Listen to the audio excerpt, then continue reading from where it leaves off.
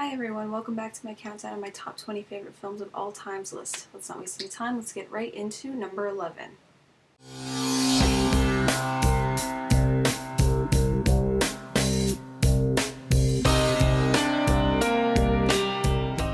Number 11. I Am Legend. I'm so sorry that I had to talk a little bit quieter than I usually do. It's currently the middle of the night, and my roommate is in the other room I'm assuming trying to sleep, but knowing her, I highly doubt it. Normally I don't record my videos when my roommate's here. Normally I record it when she's at school. But I Am Legend, the very first time I saw it, it was right during the time of my movie watching life that I was getting into horror films. This came out in, I think, December of 2007, which I think was maybe about a year or so before I really got into horror films. So I didn't really know what to expect when I was going into this movie. I saw it with my sister, and I actually had no clue what the plot was. I wasn't really that into zombie movies at the time. I wasn't into much of the more classic kind of films, and as a result, I had absolutely no idea what the plot was about because to me, the trailers didn't say very much because I didn't really understand horror cliches at the time or typical horror plot lines. So when I went to go see the movie and found out what happened and what was going on, I was so excited. I was like, because I hadn't really watched movies like this before, and as a result, I think it's what got me into watching more of the classic horror films. It's what got me watching Day of the Dead and Dawn of the Dead, a lot of the Romero classics, and it's kind of what got me into zombie films. And despite the fact that a lot of people wouldn't necessarily call this a zombie movie, but let's face it, people get a virus that causes them all to get seriously ill and eat people. It's like they're zombies. They might have vampire traits where they can't go out in the daytime or something, but otherwise they're pretty much zombies in terms of the movie. If you look at the book, which I ended up reading after I saw the movie, there's only been a handful of movies in my life where after I saw them made me want to go read the book. A couple of them would be like I Am Legend, Memoirs of a Geisha. I read a couple of the Harry Potters after I saw the first and second Harry Potter, but I just ended up not continuing to read the books because I like the movies more, so I was like, I just don't want to spoil it for myself.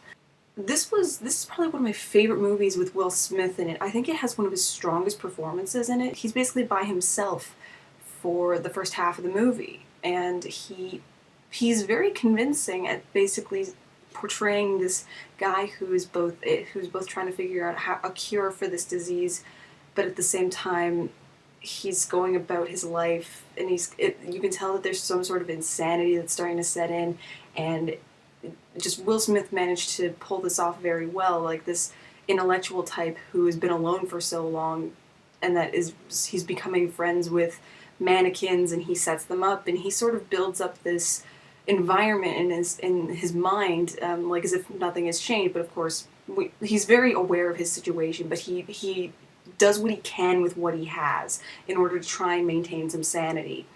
And of course, this has probably one of the saddest moments in film history in terms of the death of his dog, Sam. If you haven't seen the movie, I'm very sorry I spoiled that, but I mean, the movie's been out for about 5 years now. I mean, can you really not? It's one of those movies that I think really got me into watching more horror films. I mean, it's not necessarily the scariest film ever, but at the time, I was very uninitiated, and I could not handle horror films very well, and so I was jumping all over in the theater when I saw it. But I was jumping in a good way. I was like, oh, that scared me, and I was excited, and I had an adrenaline rush, and I was just so I just absolutely loved it. I do have minor complaints with the movie. The first being the ending that they went with. The alternate ending is much better than the ending that they went with, because the ending it continues along this concept that's kind of been played with earlier on in the movie, because the original ending was that, or the one that they went with, Will Smith, basically becomes a martyr after he finds the cure for the disease. He gives it to a woman, and she gives the cure to other survivors, and she calls his cure the legacy. Like, that is his legend, that is his legacy. When in reality, the book made it explicit that the character is a legend not because he did some good, but because the vampire characters or the people who are diseased see him as this legendary killer, that they feel like they have evolved past humanity and that they are now the superior race. And he's just coming through and murdering them in their sleep because they can't go outside during the day. And so he comes into their where they're sleeping and he just slaughters them. That's why he becomes a legend. It's not it's because they see him as a monster. And so that the alternate ending for the film is much closer to that, because you realize that when all the zombie monster people are attacking Will Smith's house, they manage to get down to the basement, and the leader of that just wants his partner, his mate, his female counterpart, because Will Smith was taking people and he was experimenting on them in order to try and find a cure. And the woman that he was currently holding in his laboratory was the partner of the alpha male of the group. So basically, they just make it like that he just takes his partner and they just leave, and they show that they do have this semblance of humanity still in them and this capability to have control over themselves, and not just be completely rage monster. And it brings up a lot of these issues and a lot of these emotions, and this idea that, you know, Will Smith isn't a martyr. He is the monster. He's the monster to these people. That's what I liked so much about the book. And then when I rewatched the film after reading the book, I was like, I don't like that ending anymore. And so I saw the alternate ending, and the alternate ending was much better. So I try to ignore the ending that they ended up going with in the theatrical version, and I just honestly, I want to take the alternate ending and be like, that's how it ended. Let's just call it at that. I know that there's a possibility that they're making a prequel for this. I don't really know how they would do it, nor do I really want them to do it.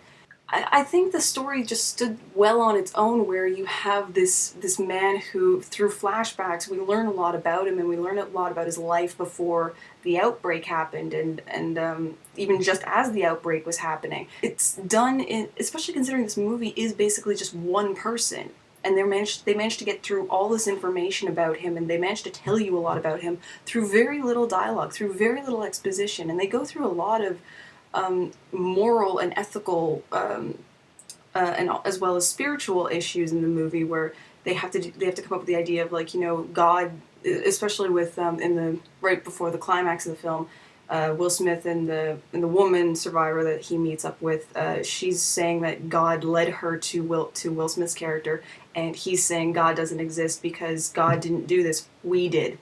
And so it's very much like, and that's what I think another thing that kind of bothered me about the theatrical ending is it's the sort of the same thing as M. Night Shyamalan's twist in Signs. It's like, oh, God has a plan and God organized this so it would happen this way. And I'm like, so God organized for all humanity to be wiped out by this concoction that humans came up with to try and cure cancer? Like, really?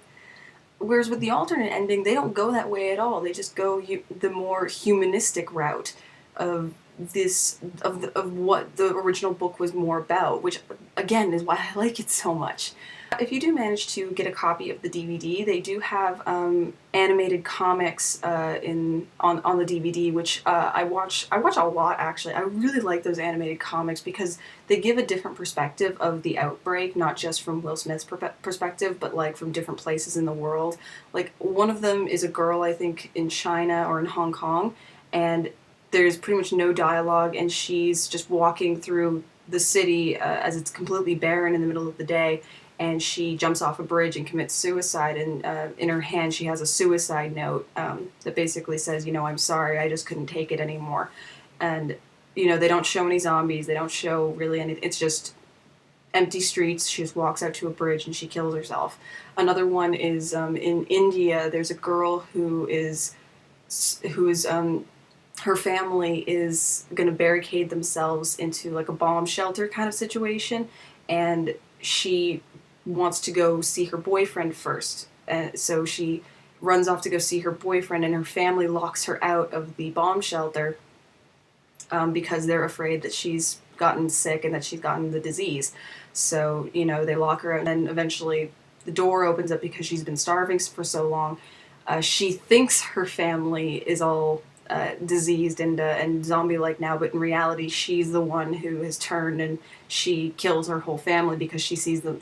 Her perspective of them has basically made them into monsters, whereas she's the one who's the monster, which I thought was really well done. There's two more other than that, but I don't like them as much for some reason. It's animated very well, and the imagery used is very nice, but it's just not as moving, I think, as the other ones are, or as interesting. So yeah, if you get the chance to get the DVD and watch those, because I've actually been trying to find, like, if I can get a digital copy of it somewhere just to have on my computer, and I can't seem to find it, so that's my number 11. Come back tomorrow for number 10, and keep watching to find out what my number 1 favorite film of all time is. Thank you guys so much for watching, and I will see you later.